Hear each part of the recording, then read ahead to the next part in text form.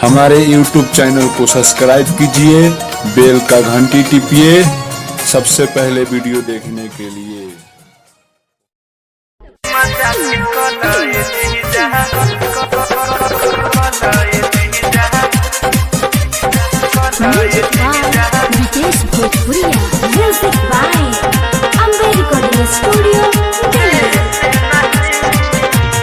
बुझता हमारा के कही सुन लई की जानल जीजा हम हो में के नईखी जीजा बुझता हमारा के कही सुन लई की जानल जीजा हम हो में के नईखी दे दे मकारी चली हमर देहिया सुगदाई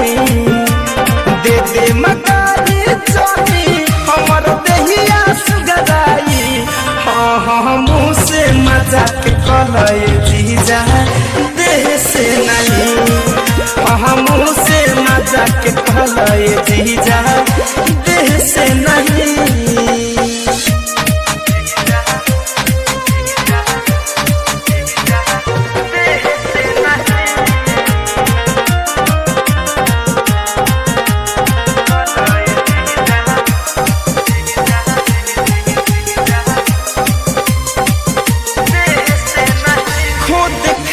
कहते रउआ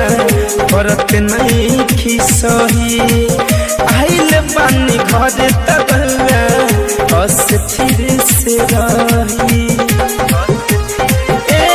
जीजा खोद खाद कहते रउआ करत नहीं खिसही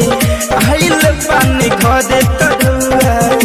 अस्थिर से रही ठीक से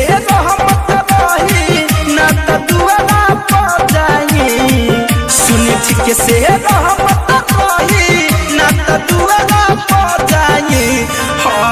मुँह से मजाक कलय जीजा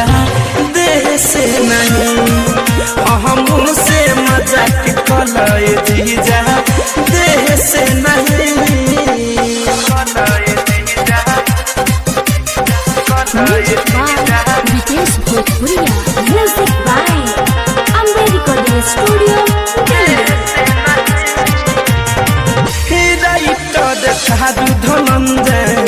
लब न लगाई फिर के हाथ जानी मन पनियाई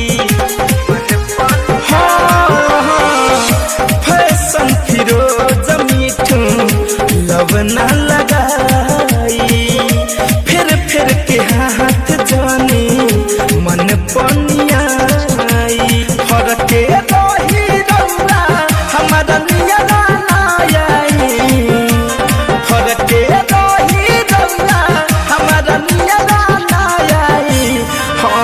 मुँह से मजाक कलिए जीजा